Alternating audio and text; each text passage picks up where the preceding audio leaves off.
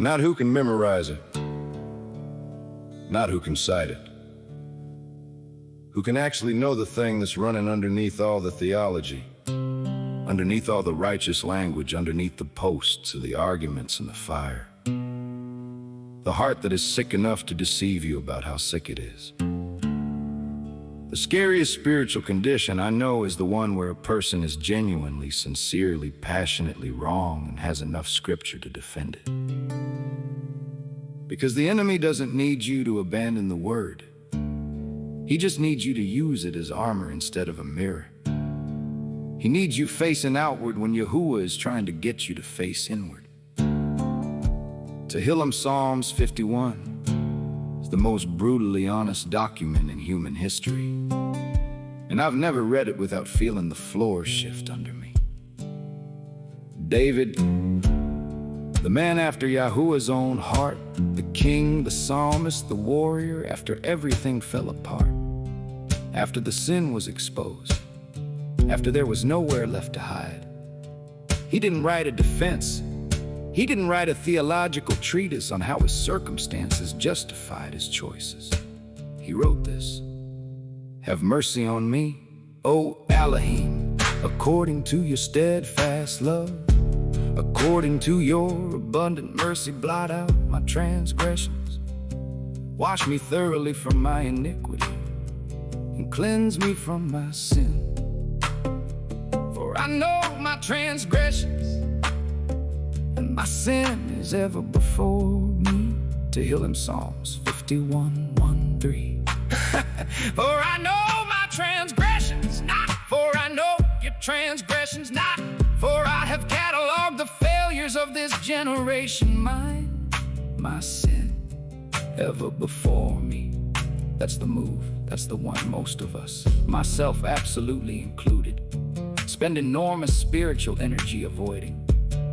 Because it's so much more comfortable to be the prophet than the penitent. It's so much easier to stand on the wall and call out the city than to go home and sit with what's in your own house. The prophetic posture feels holy. The confessional posture feels exposed. And we are a people who have learned to perform holiness in public while quietly managing our private decay. Yet Ezekiel 14 has a phrase that hit me like a physical thing the first time I really read it. Yahuah is speaking to the elders of Israel who have come to inquire of him. And he says, these men have taken their idols into their hearts. Yet Ezekiel 14, into their hearts. Not into their homes, not onto their altars, into their hearts. The idol isn't always a carved image. Sometimes it's an opinion you've never submitted to Yahuah. Sometimes it's an identity you've built around your doctrine rather than your devotion. Sometimes it's the need to be right so badly that you'd rather win the argument than win the person. Sometimes it's bitterness you've theologically justified. Sometimes it's pride wearing the costume of discernment. I've carried all of those at one point or another, probably more than one at the same time. And here's what undoubts me completely, what I genuinely cannot get past when I sit with it long enough. Yahuah saw all of it, every version of it, every layer of self-deception.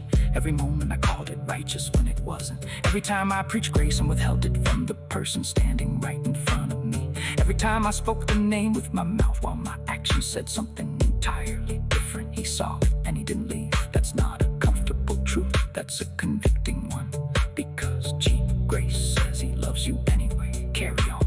But real grace, the kind David was reaching for in Tehillim, real grace says he loves you enough to not leave you as you are. Real grace is what makes a man fall on his face and say, create in me a clean heart, O Elohim.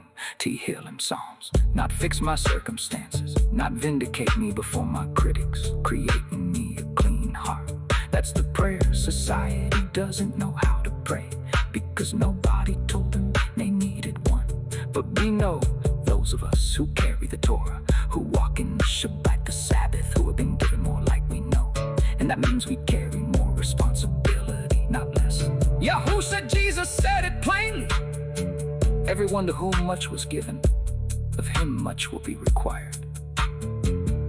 So here it is, the question I'm sitting with today, and leaving here for anyone willing to go there with me. Not what is wrong with the world, we've covered that. Not what is wrong with the church, we've covered that. What is wrong with me? Where have I used the word as a weapon when it was meant to be a scalpel turned on me first? Where have I performed conviction without experiencing it? Where have I been so busy being right that I forgot to be real? Yahuah doesn't need your polished public version, he already sees the private one. The door is still open, the door is still open. That's the part that wrecks me every single time I come back to it. After all of it, all the running, all the religious posturing, all the ways I failed the covenant I claim to love, the door is still open.